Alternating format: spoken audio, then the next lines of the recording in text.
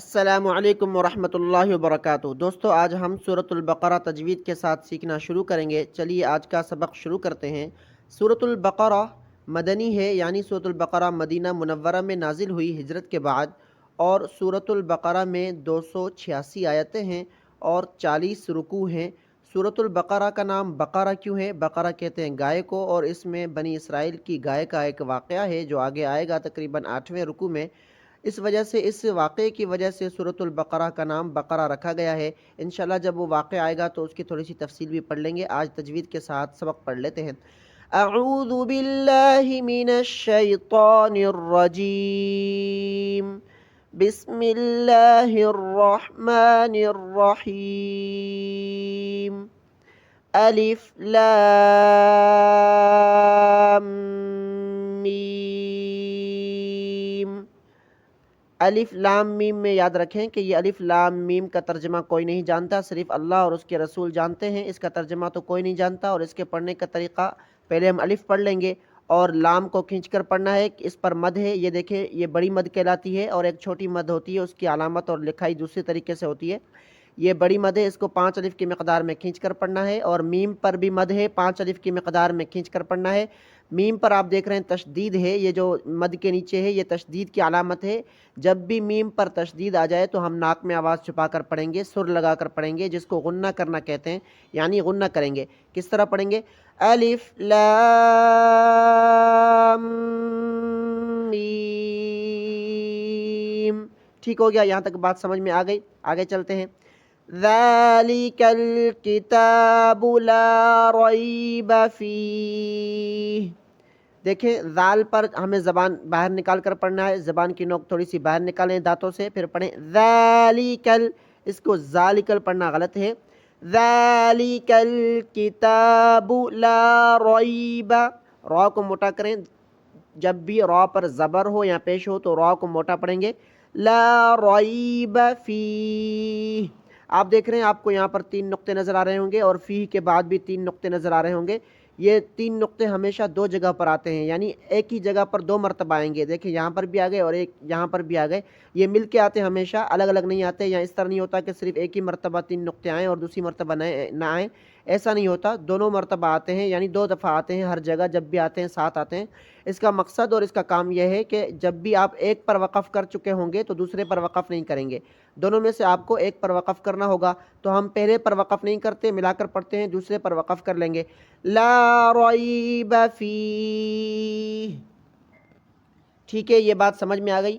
ھدی للمتقین، ھدی للمتقین۔ یہاں پر ایک بات سمجھ لیں کہ دیکھیں، دال کے بعد یا ہے، دال کے بعد جو یا خالی ہے اس کو ہم نہیں پڑھیں گے، دال کو لام کے ساتھ ملا لیں گے۔ یا خالی نہیں پڑھا جاتا، اس کی وجہ اور اس کا کام کیا ہے، یعنی اس کی وجہ کیا ہے؟ وجہ یہ ہے کہ دیکھیں، دال کے بعد لام ہے اور لام پر تشدید ہے۔ جب بھی کسی لفظ پر تشدید آ جائے تو ہم اس سے پہلے والے لفظ کو دیکھتے ہیں۔ اس سے پہلے والا لفظ جس پر زبر زیر پیش ہو اس کو ہم تشدید والے لفظ کے ساتھ ملا کر جوڑ کر پڑھیں گے۔ لام پر تشدید ہے اور اس سے پہلے والا لفظ جس پر زبر زیر پیش ہے وہ دال ہے، یا نہیں ہے۔ یا خالی ہے، اس لیے ہم یا کو چھوڑ دیں گے، یا نہیں پڑھیں گے، دال پڑھیں گے جس پر زبر زیر پیش ہے۔ یہاں پر دیکھیں 2 زبر ہیں، تو دال کو ہم لام کے ساتھ ملا کر پڑھ لیں گے۔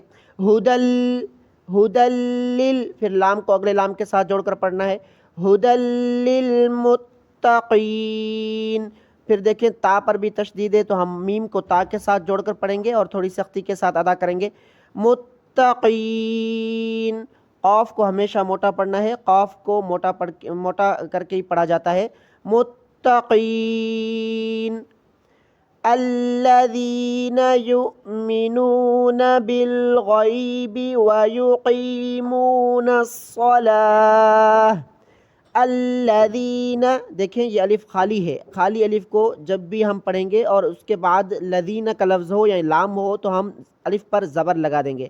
یاد رکھیں، جب بھی الف خالی ہو اور اس کے بعد لام ہو تو الف پر زبر لگے گا، پھر پڑھیں گے ہم الذین، الذین، اور دال کو زبان کی نوک باہر نکال کر پڑھنا ہے، الذین پڑھنا غلط ہے۔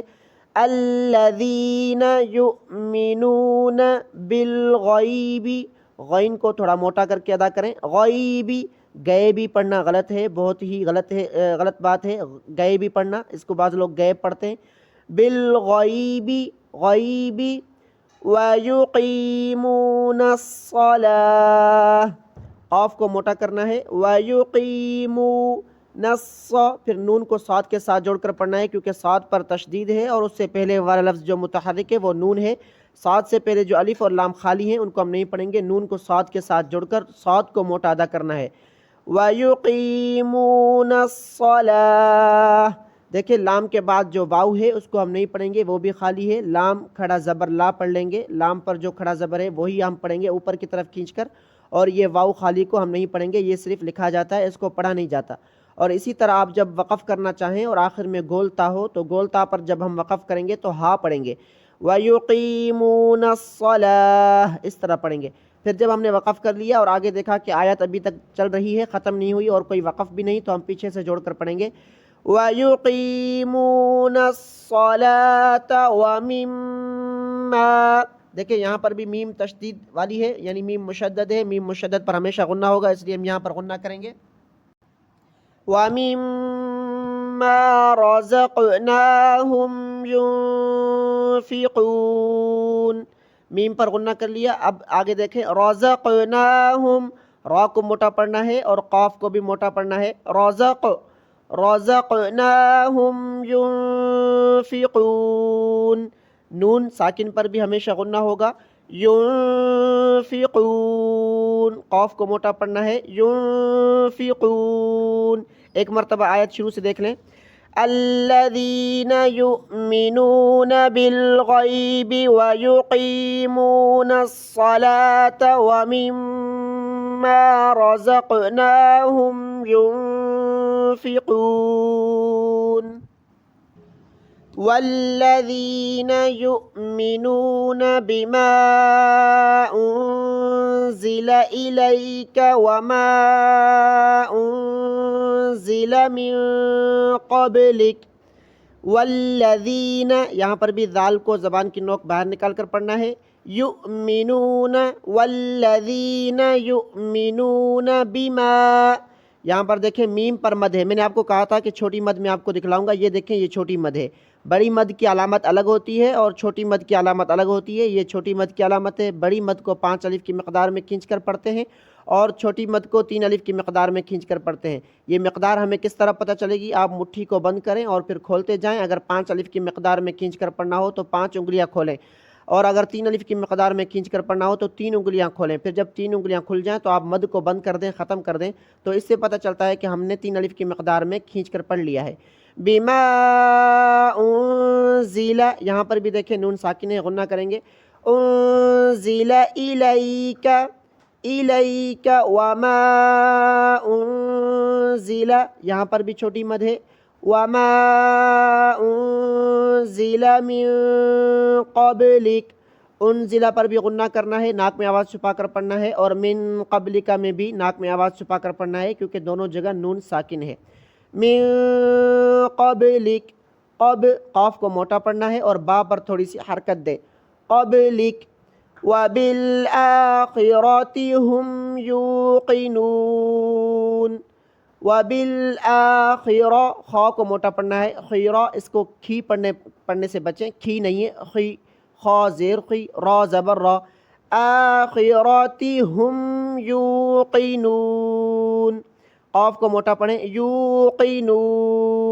ایک مرتبہ آیت شروع سے دیکھ لیں، والذین یؤمنون بما انزل الیک وما انزل من قبلک وبالآخرۃ ہم یوقنون۔ اگر آپ مکمل قرآن پاک تجوید کے ساتھ سیکھنا چاہتے ہیں تو آپ اس چینل کو سبسکرائب کر لیں۔ بہت سے لوگ قرآن پاک تو مکمل پڑھ لیتے ہیں، ناظرہ پڑھتے ہیں، لیکن بہت ساری غلطیاں کرتے ہیں تجوید کی وجہ سے، جس سے معنی تبدیل ہو جاتے ہیں اور ہم گناہ گار ہوتے ہیں۔ ایک مرتبہ مسلمان کو ضرور سیکھنا چاہیے قرآن پاک تجوید کے ساتھ۔ ہمارے چینل کو سبسکرائب کر لیں اور روزانہ کی ویڈیو آپ دیکھیں اور اپنی تجوید کو درست کر لیں، اور ویڈیو کو ضرور لائک کریں۔ جزاک اللہ خیرہ، ملتے ہیں اگلی ویڈیو میں۔ کوئی چیز سمجھ میں نہ آئی ہو، کوئی بھی چیز تجوید کے حوالے سے آپ کو پوچھنی ہو تو آپ کمنٹ کر کے پوچھ سکتے ہیں۔ السلام علیکم ورحمۃ اللہ وبرکاتہ.